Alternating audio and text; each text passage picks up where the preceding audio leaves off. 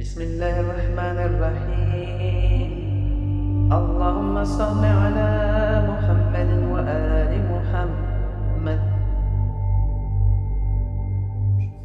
أعوذ بالله من الشيطان الرجيم بسم الله الرحمن الرحيم الحمد لله رب العالمين اللهم صل على محمد وعلى محمد Assalamu alaikum jami'an wa rahmatullahi wa barakatuh.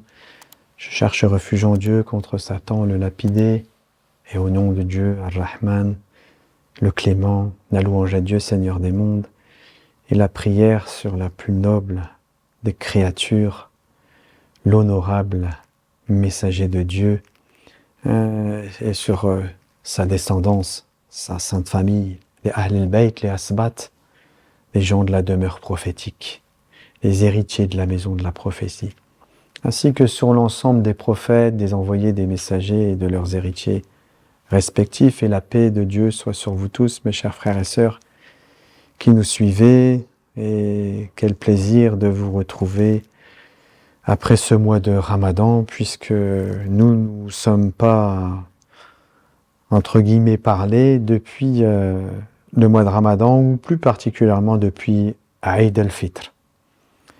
Mes chers frères et sœurs, je ne cesserai, puisque c'est ce que nous vivons à l'intérieur, dans notre fort intérieur, de vous réitérer que ce mois de Ramadan était au-dessus de l'entendement. Plus nous avançons dans l'histoire de l'homme, et plus nous avons l'impression que le mois de Ramadan prend une dimension encore plus réelle, plus forte et plus puissante, plus réaliste, plus authentique par rapport à l'histoire de l'homme, l'histoire de l'humanité tout entière, et du défi qui a été lancé dans la préexistence par Iblis, qui a demandé un temps dans lequel nous sommes aujourd'hui, et que Dieu lui a accordé ce temps. Alors, comme vous le savez, nous l'avons vécu très intensément cette année, surtout au niveau du repentir. Prendre conscience de la puissance du repentir. Et pour appuyer mes dires, cette semaine, j'entendais un verset du Coran, ou quelques versets du Coran, qui sont une histoire, et qui est l'histoire de Moïse, qu'il a demandé à voir Dieu, et que Dieu lui a dit de regarder la montagne, etc., etc. Enfin, je vous réitère pas ce que les versets du Coran nous disent, vous pourrez lire, mais une partie de cette histoire, lorsque Moïse va s'évanouir, d'après les versets du Coran, et il va se réveiller, et là il déclare quelque chose. Et ce qu'il déclare est extraordinaire. Il dit « Je me repens, je demande le repentir, et je suis le premier des croyants. » Je vous assure, mes frères et mes sœurs, lorsque, je ne peux pas dire le vivre, parce que on n'a pas vécu cette expérience de Moïse, mais lorsque nous le vivons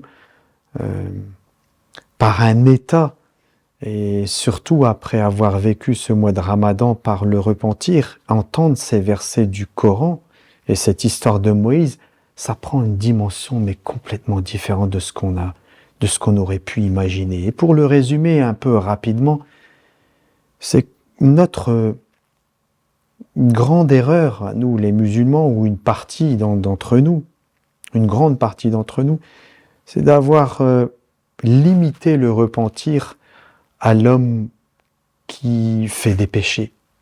Alors que le repentir, il se place à un niveau supérieur. Regardez cette histoire de Moïse. Pourquoi il demande à ce moment-là le repentir?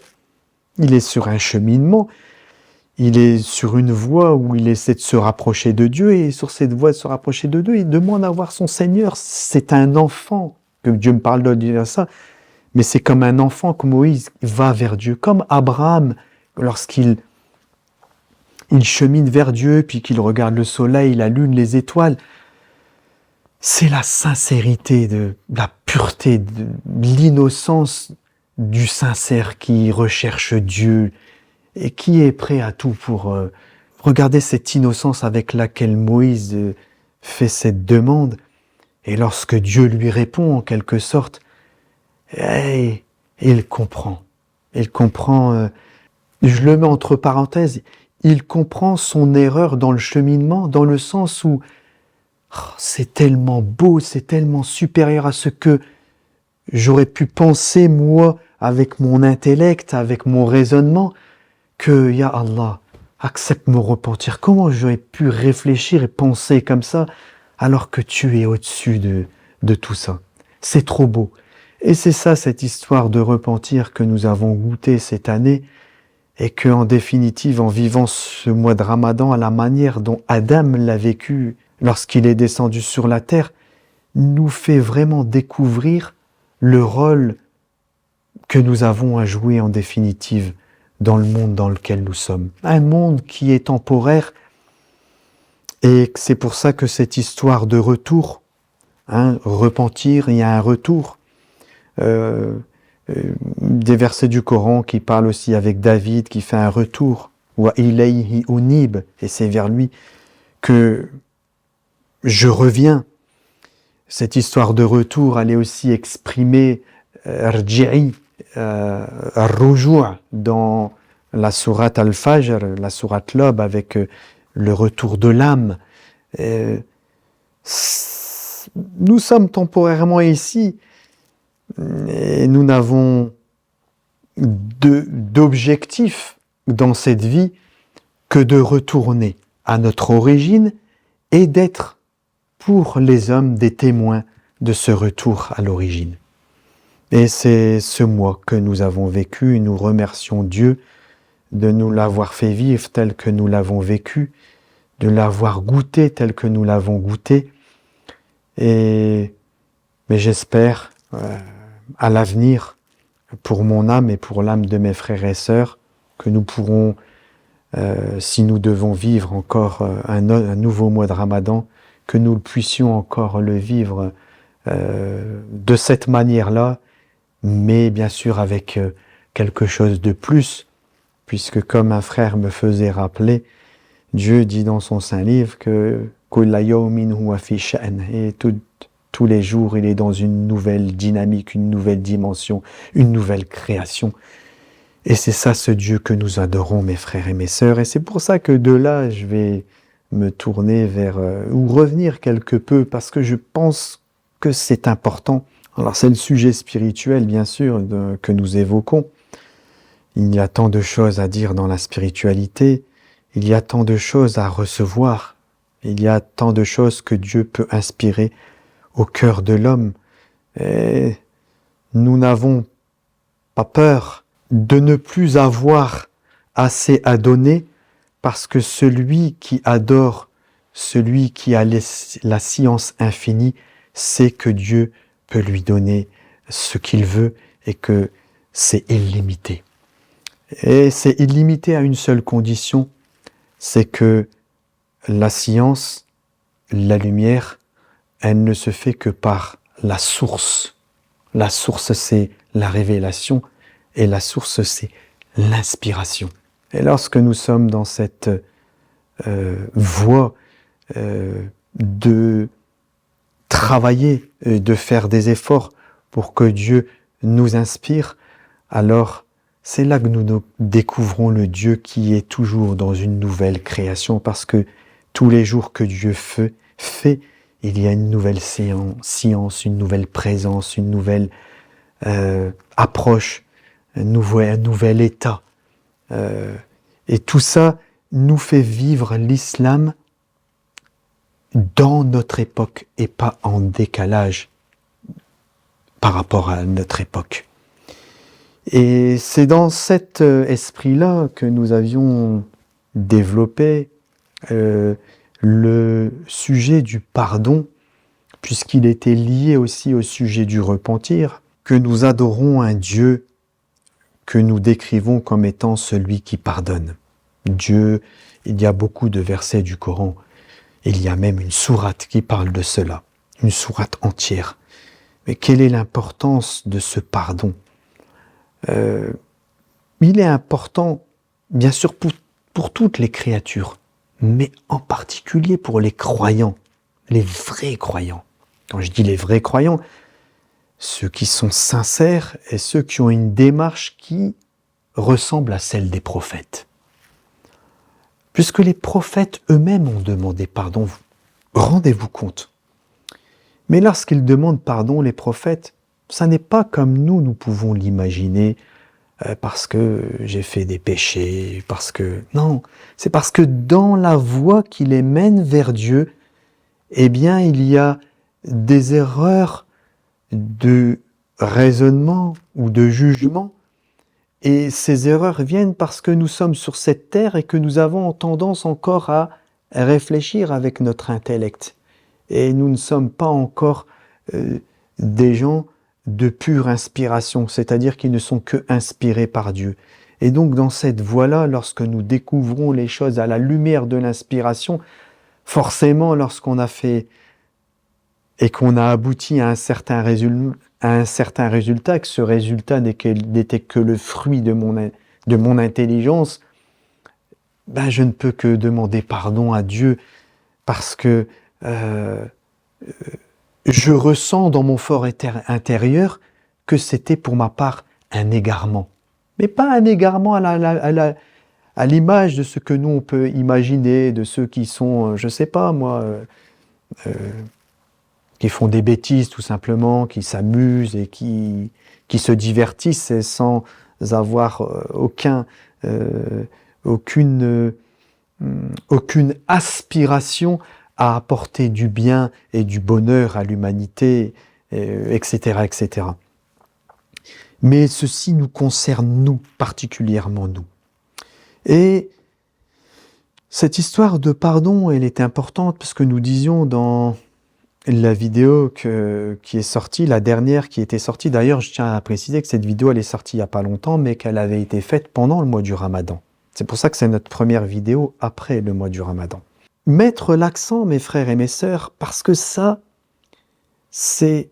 Allez, je vais le dire concrètement.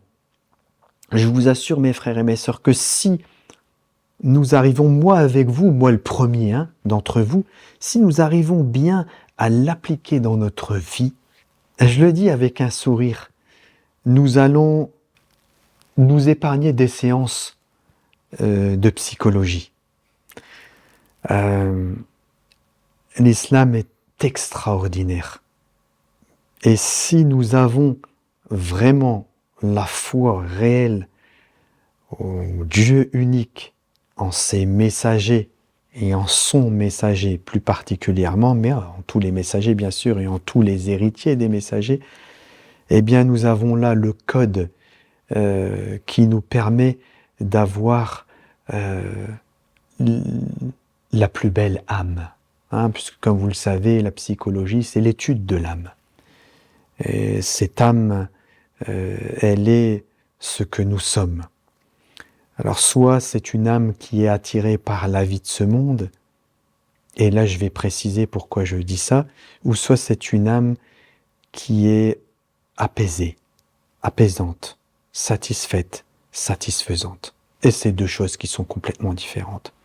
L'âme apaisée, sereine, satisfaite, et tous les plus beaux noms qu'on pourrait lui donner, cette âme-là, c'est une âme qui est dans la présence de Dieu.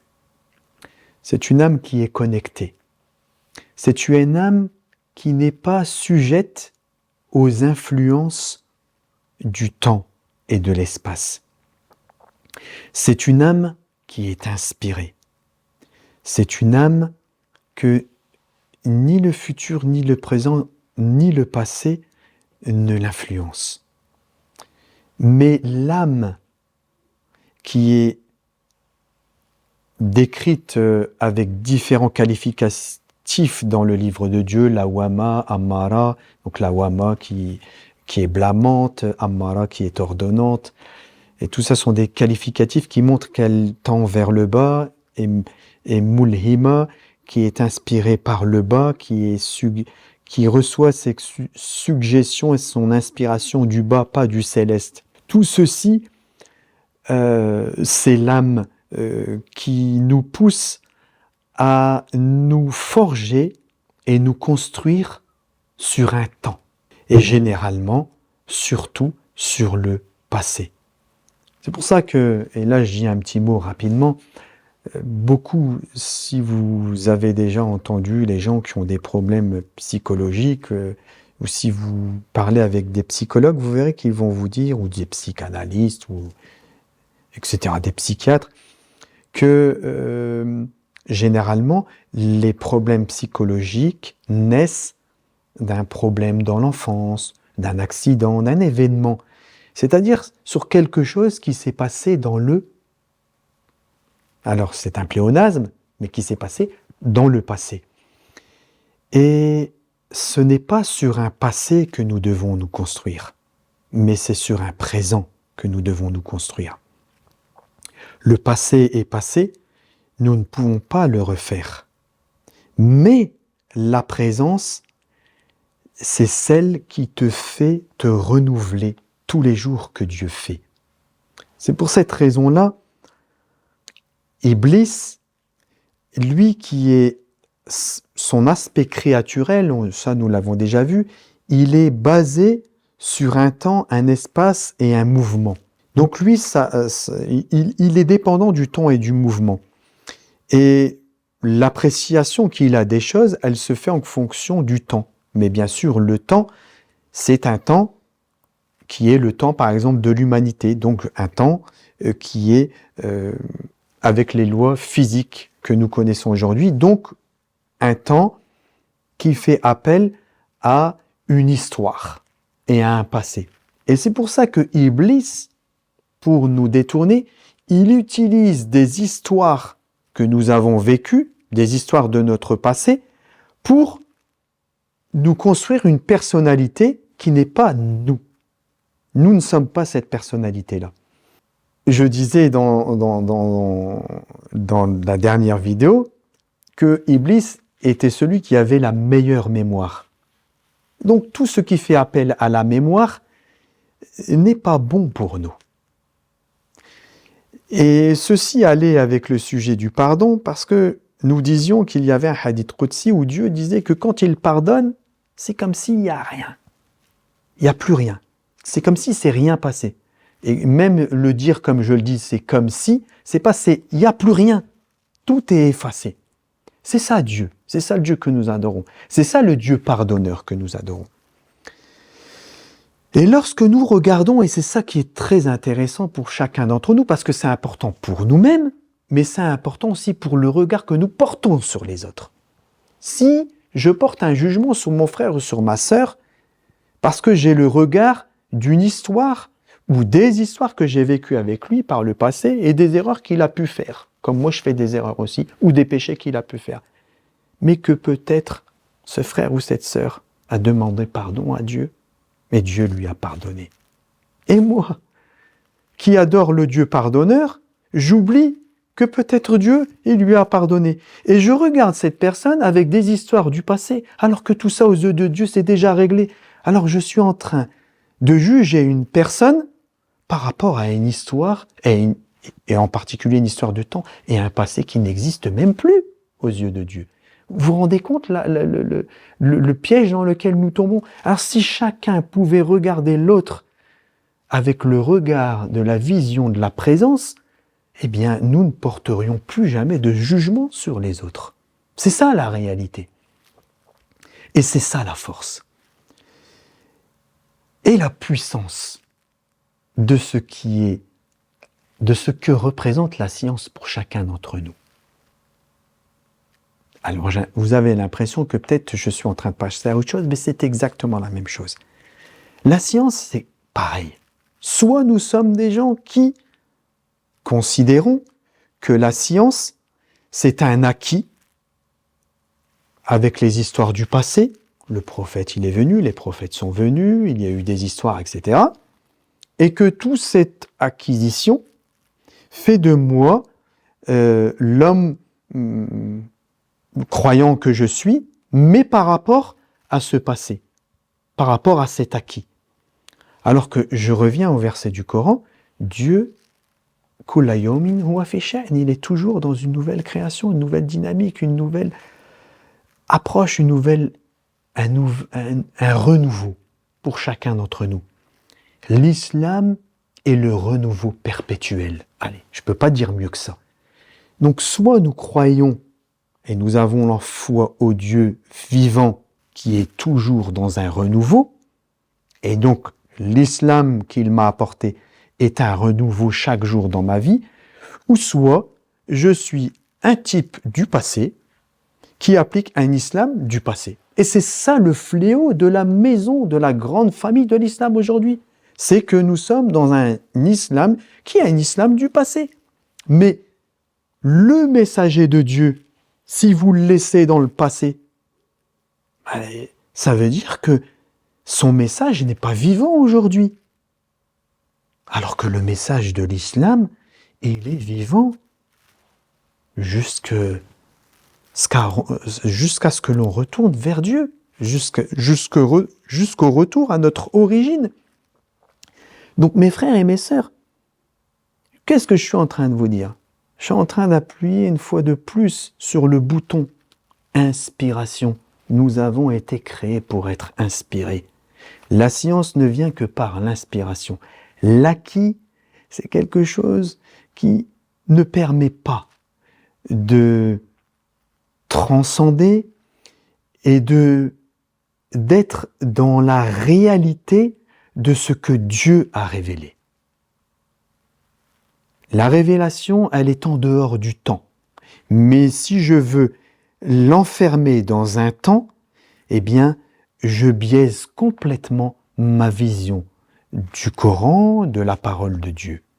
Donc la science, mes frères et mes sœurs, la lumière, la science qui est lumière, qui a été décrite par l'imam Ja'far al-Sadiq alayhi salam, il a dit, pour justifier mon propos, c'est surtout, ça s'adresse surtout à mes frères et sœurs musulmans d'obédience chiite, parce qu'ils connaissent ce hadith-là, mais pourtant, on ne dirait pas qu'ils le mettent en application, ou bien une petite partie d'entre eux qui le fait, mais la majorité, non.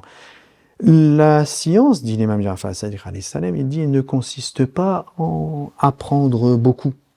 Kathrat ta'allum, c'est-à-dire faire des études et acquérir beaucoup de choses. Non, elle est une lumière que Dieu projette dans le cœur de qui il veut. Voilà, c'est ça la science. Qu'est-ce qu'il est en train de dire? Eh bien, il est tout simplement en train de vous dire, la science est inspiration, c'est tout. La vraie science, je parle, elle est la science de l'inspiration. La science acquise, ça n'est pas la science. C'est une forme qui apparaît comme étant une science, mais ça n'est pas la science. Je vais vous donner une image. Un fruit. Il y a deux manières de le décrire. Il y a celui qui te décrit le fruit parce qu'il l'apprécie avec ses 5 sens. Il voit une certaine couleur, etc. Et où il en a entendu parler, il te décrit. Imaginez-vous que l'islam, c'est ce fruit et que le messager de Dieu nous a décrit cela. Moi, je le retranscris aujourd'hui dans mon monde dans lequel je suis. Et je dis vrai parce que le messager l'a décrit de cette manière-là. Mais je dis vrai avec une vision du passé. Pourquoi? Parce que j'ai pas goûté à ce fruit. Le messager de Dieu, lorsqu'il nous a présenté ce fruit, c'est pour que nous le goûtions. Pas pour qu'il nous le décrive et que je sache à peu près. Non, il veut que nous goûtions à ce fruit. Et à son époque, des gens ont goûté à ces fruits. Et aujourd'hui, l'islam, c'est ce fruit auquel nous devons goûter pour que nous puissions le partager avec tout le monde. Si nous ne le goûtons pas, on ne peut pas le partager avec les autres. On va le partager de manière superficielle. Mais il y aura toujours quelque chose qui manquera. Mais celui qui a goûté à ce fruit, il a la vision, il est dans la présence de ce fruit, dans la présence de cet islam béni, et il peut en devenir le témoin. Donc, l'islam vivant aujourd'hui, c'est l'islam que Dieu fait descendre dans le cœur de ses fidèles serviteurs à travers l'inspiration qui est indépendante des lois du temps et de l'espace, alors que la science acquise, me donne qu'une image superficielle de cet islam, et cette image superficielle, elle est faillible parce qu'elle est dépendante du temps et de l'espace.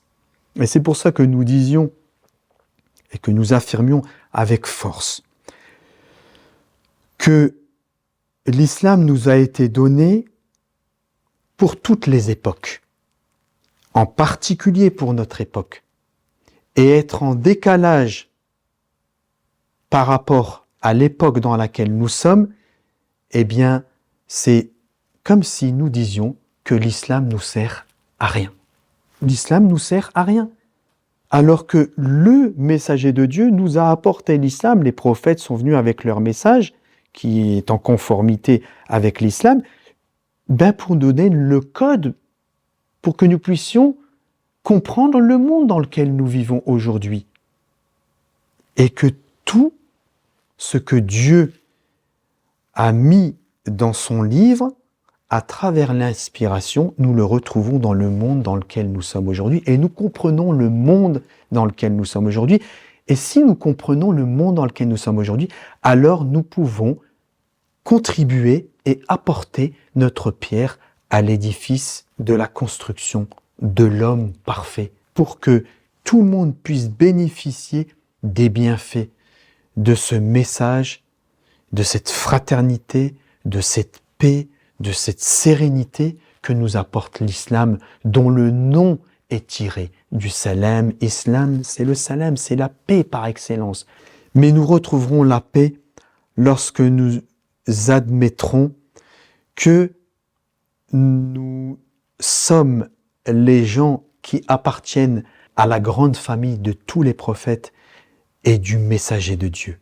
Et appartenir à cette grande famille, c'est être soumis à l'ordre de Dieu. Et être soumis à l'ordre de Dieu, contrairement à ce que nous pourrions penser, c'est être libre.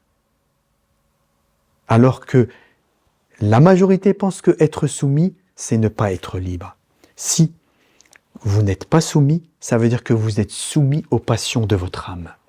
Mais si vous êtes soumis au Dieu unique, ça veut dire que vous êtes libéré des passions de votre âme.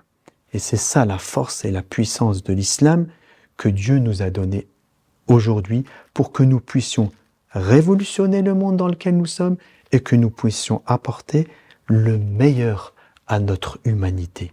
Si seulement, on aimerait que tout le monde puisse le goûter. Ouais, c'était ça le cœur de ce... C'est ce qu'avaient dans le cœur les prophètes de manière générale et le messager de Dieu. Et lorsqu'on regarde l'actualité, et puis... alors vous allez me dire, tu vois un peu le monde de manière binaire, mais pourtant c'est ça la réalité, quoi. On a deux mondes qui se confrontent. Alors avant, on aurait pu dire le monde de l'Orient et de l'Occident, ou le monde de... Voilà, on pourrait définir différents pôles. Mais en réalité, mes frères et mes sœurs, il y a ceux qui ont la foi sincère, et il y a ceux qui ne croient en rien.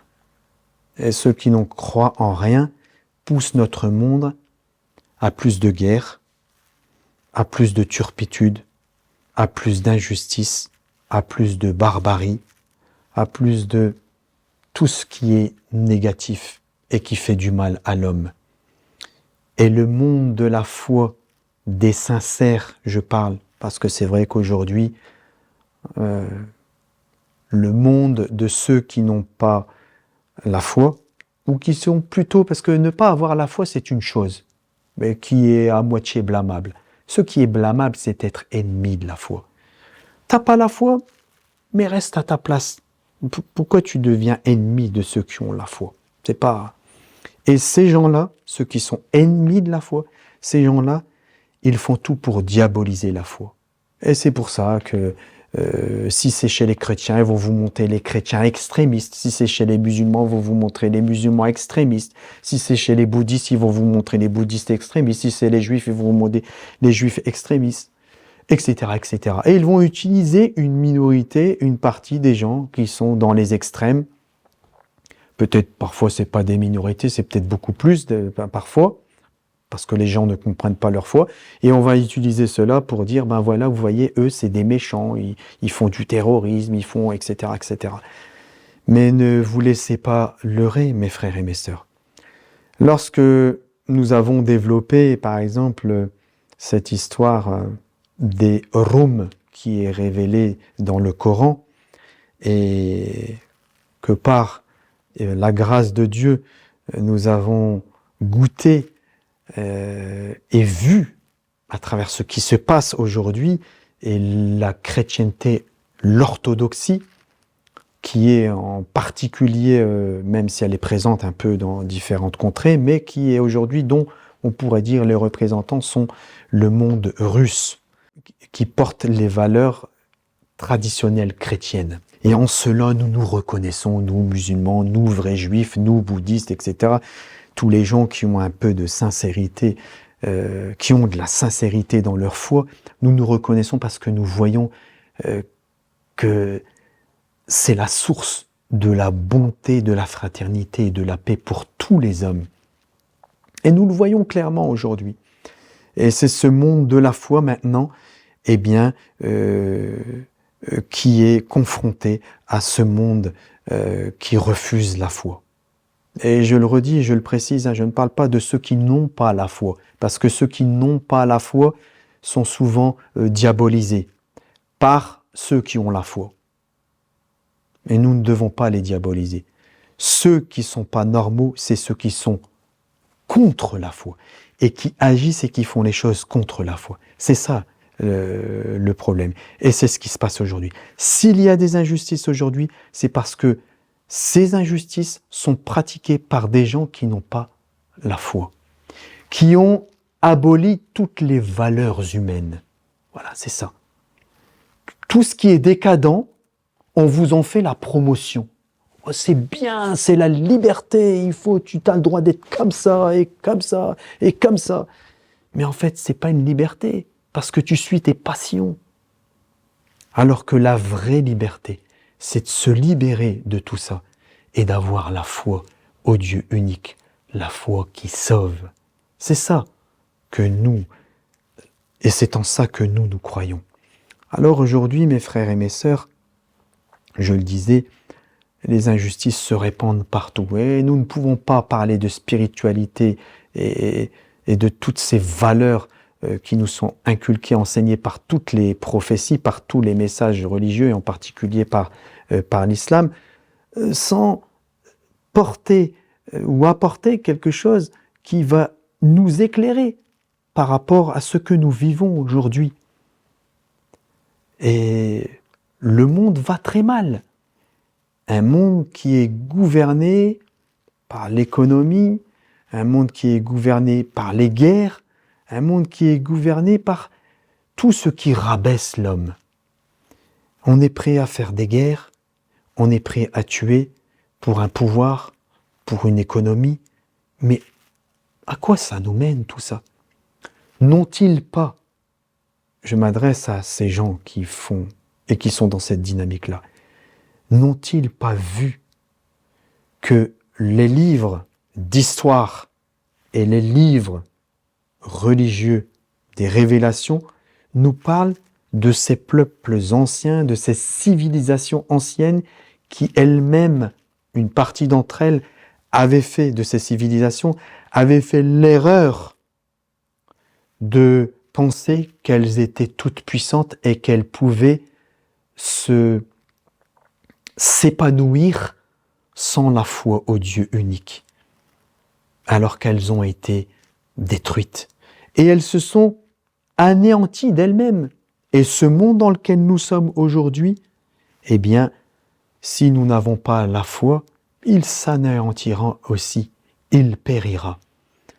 Alors, lorsque nous regardons les peuples souffrir, je pense bien sûr à tous les peuples du monde qui subissent le joug de l'injustice à travers la colonisation, à travers différents systèmes qu'ils ont mis en place pour opprimer les hommes afin d'obtenir une richesse, une ressource, et surtout en prêchant les valeurs de la démocratie, la honte. Franchement, honte à vous. Prêcher les valeurs de la démocratie en terrorisant les autres, en soutenant des systèmes politiques dans certains pays qui maltraitent les enfants, qui vont par exemple chercher des matériaux dans des mines alors qu'ils ont 11 ans, ils ont 12 ans, ils ont 13 ans, et vous appelez ça la démocratie. Honte à vous, honte à vous. Et vous voulez nous donner, nous, des leçons à nous. Mais vous n'êtes pas gênés, vraiment. Vous êtes vraiment effrontés. C'est intolérable de votre part. Et donc je disais, je pense à tous les peuples, mais en particulier aujourd'hui au peuple du Moyen-Orient, au peuple palestinien, avec une prière pour ce peuple vaillant, ce peuple surtout que je caractériserais de patient. Quelle patience a le peuple palestinien, qui ne renonce pas malgré tout ce qu'ils ont subi. Je pense aussi aujourd'hui en particulier au peuple syrien, auquel l'Occident n'est pas étranger au malheur des Syriens aujourd'hui. Ils y ont contribué. Et que Dieu assiste ce peuple syrien pour résister face à l'oppression et à l'injustice dont il est victime aujourd'hui. Je pense aussi en particulier à ce peuple vaillant, courageux, le peuple du Yémen. Ah, mes frères et mes sœurs, le messager de Dieu disait vrai. Il a dit la foi est yéménite. C'est le messager, il l'a dit il y a 1400 ans. Ouais, il voyait clair ce messager. Il voyait très clair. On pouvait penser avant, mais où est cette foi du Yémen? Même si on l'a connu par le passé à l'époque du prophète, parce qu'il y a une belle histoire avec un compagnon du prophète qui n'avait jamais vu le prophète. Il s'appelait Awais al-Qarani, un chevalier, un homme extraordinaire, qui a fondu dans le messager de Dieu alors qu'il n'avait jamais rencontré le messager de Dieu. Mashallah. On le comprenait à cette époque-là à travers cet homme. Mais quand il dit le messager, la foi yéménite, c'est beaucoup plus global. Et aujourd'hui, lorsqu'on voit ce peuple qui a été opprimé, qu'on lui a imposé une guerre avec l'Arabie Saoudite, tout ce qu'il a subi, et il est là fort, courageux, vaillant. Et là on se dit, mais c'est quoi la foi de ces hommes? Franchement, mes frères et mes sœurs, moi, Abdullah Qaoul et Anna, je cherche refuge en Dieu contre ce mot « moi ». Je suis d'un respect total. Ils nous enseignent, vraiment, ils m'enseignent, ils nous enseignent ce que c'est que la foi. Eux, ils ont véritablement la foi. Vraiment, le peuple yéménite, c'est un peuple qui a vraiment la foi. Et celui qui veut savoir ce que c'est que la foi aujourd'hui, qu'il regarde comment est le peuple yéménite. Et il comprendra ce qu'est la foi. Il nous donne une leçon à tous, même aux plus grands d'entre nous. Il nous donne une leçon à tous. Que Dieu protège tous les peuples qui résistent à l'oppression, qui résistent face aux injustices, qui sont patients et qui donnent du meilleur d'eux-mêmes pour être les témoins d'une réalité suprasensible, d'une réalité transcendante, une réalité qui est la réalité de l'homme et du retour de l'homme à son origine. Puisse Dieu protéger tous ceux qui font un effort pour transmettre, pour communiquer le message de la bonté, de l'humanité, de la sérénité, de la paix à leurs frères et à leurs sœurs. Et quand je dis à leurs frères et à leurs sœurs, c'est à leurs frères et à leurs sœurs humains, leurs frères et leurs sœurs en l'humanité. Car nous sommes tous frères et sœurs, mes frères et sœurs. D'ailleurs, vous allez voir, qu'est-ce que c'est beau. C'est pour ça que je vous dis, on est confronté à deux mondes et à deux réalités. Le monde de ceux qui ont la foi et de ceux qui sont contre la foi. Il y a une vidéo que nous allons publier, un petit short, de ce vaillant et courageux Maduro, le président du Venezuela, et qui nous décrit, nous les musulmans, comme étant...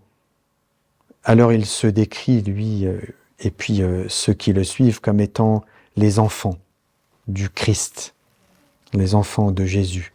Il dit, les enfants de Jésus sont les frères et sœurs de sang des musulmans qui suivent le prophète Mohammed, que la paix de Dieu soit sur lui, sur sa sainte famille. Qu'est-ce que c'est beau? C'est la réalité, c'est ça. Nous sommes tous frères et sœurs en l'humanité et nous partageons une foi universelle. Pas une foi qui divise, mais une foi qui unit. C'est ça le message de tous les prophètes et c'est ça le message de notre messager. N'enfermez pas la foi dans un cadre, dans une structure, dans une boîte. La foi est universelle. La foi, elle est partagée par tous. La foi est en dehors du temps et de l'espace. La foi, c'est celle qui sauve. Que Dieu vous protège, nous protège et il nous assiste dans la voie pour être les témoins d'une réalité à laquelle nous avons goûté et pas uniquement dont nous avons entendu parler par les histoires du passé. À très bientôt. Salam alaikum wa rahmatullah.